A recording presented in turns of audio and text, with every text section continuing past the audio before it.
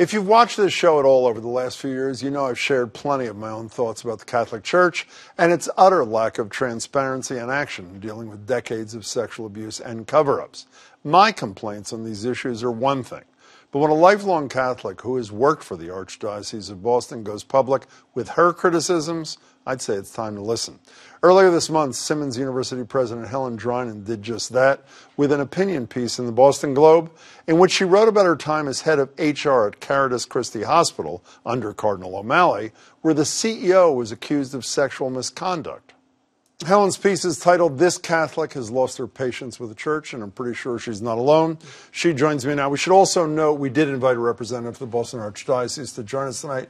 They declined and instead referred us to their statements from 12 years ago when this all happened. It's good to see you. Thank you so much for coming. You're welcome. So you believed Haddad, who was the CEO of Caritas Christi at the time, was credibly accused of sexual misconduct, kissing employees on the lips, hugging them, making inappropriate phone calls, by 4 employees. Am I right about that? 4 that we actually investigated, but there were many more. And what was Cardinal O'Malley's response? You told him directly about this. What was his response? He listened, and he took it all into his consideration, and then he made some decisions which were not shared publicly or with me to proceed with further legal consultations. And there was also a board meeting, from what I read in your piece, right, where while you were the head of HR, you were barred from that meeting? Well, I had originally been invited, and then I was subsequently disinvited to that meeting. And at that meeting, they considered the information that they had.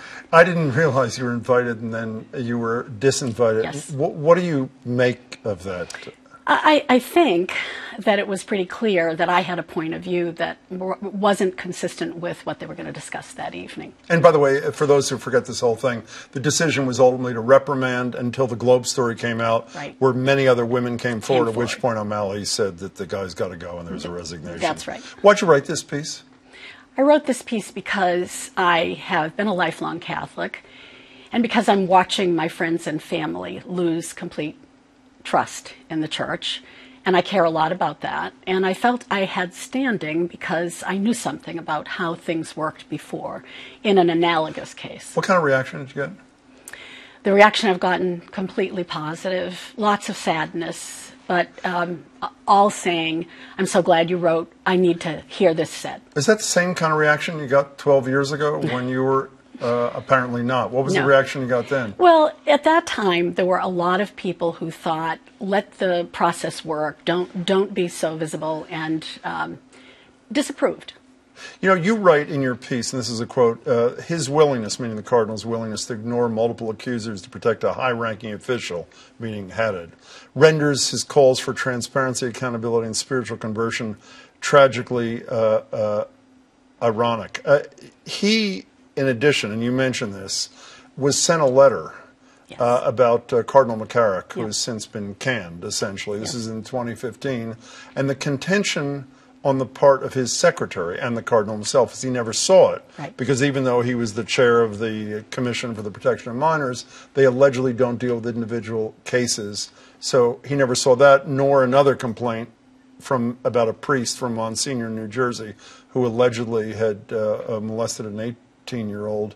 Do you find that story a credible story? Well, it's not that I don't believe that could be the case. What I would say about that, though, is when you are the leader, buck stops with you. And it is hard for me to imagine, given all the attention, that you would just say, oh, the letter goes in this pile, not in that pile, and not say anything to anyone about that. Well, you know, what you say, you also go on to say, if there was no cover-up, that's pretty strong language suggesting that there might have been a cover-up. Yes. And because of history, is that what you suggest? Well, you know, I've done a lot of reading about the McCarrick matter because I was one of those Catholics who looked at Cardinal McCarrick as a shining star in the church. And to see the history that has actually been recorded about the number of things he was involved in, the number of rumors, the actual settled cases, is hard to believe that there was no more to this, at least known by the bishops. So let's go ahead and have the full investigation. Hard to believe that even were it not for this letter, that this would not be known Yes. by cardinals, particularly Yes. one who's head of the Commission for the Protection of Minors. Absolutely. So when you say full investigation, Marjorie Egan and I asked the Attorney General the other day if she would conduct such an investigation, and she said things like, we're actively reviewing the big picture. She said, and when we asked her about the O'Malley letters, she said that's a discrete matter. I'm more concerned about the bigger picture. Who should do the full investigation? Do you believe the church has the ability to credibly police itself and investigate itself?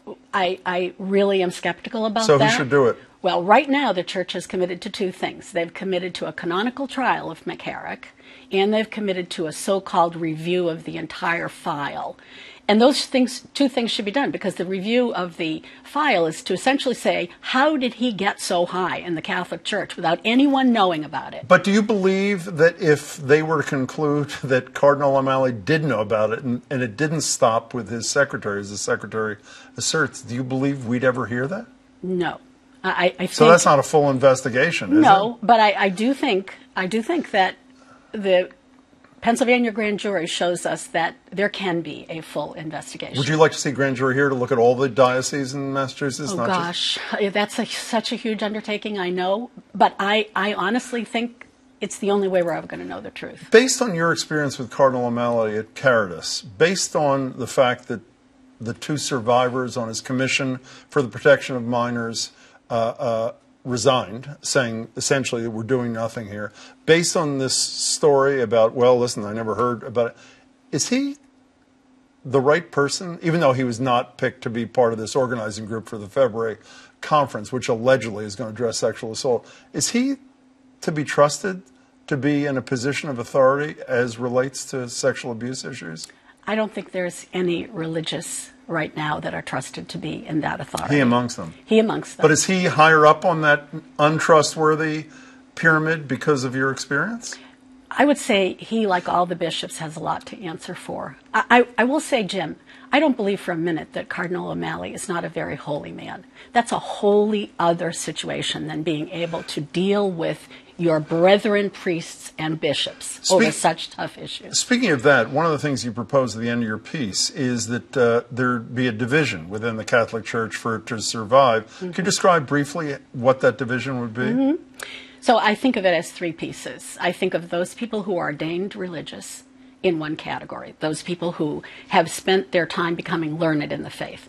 I see that a middle group of the people who work hard to support those folks. They are doing things like running ministries for them. And the third part would be a lay-run administrative organization that would be in charge of all the work associated with discipline, performance review, everything. No, where there could be women mixing. in high places. Absolutely.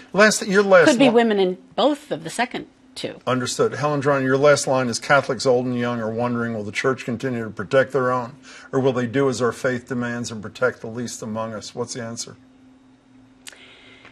If the Church does not stop protecting its own, the Church is going to continue to decline. And that's a tragedy in their hands. Helen Drinan, it's good to see you. You have shown a lot of courage writing that piece. Thank you. It means a lot to a lot of people. Thank you so Jim. much for doing it.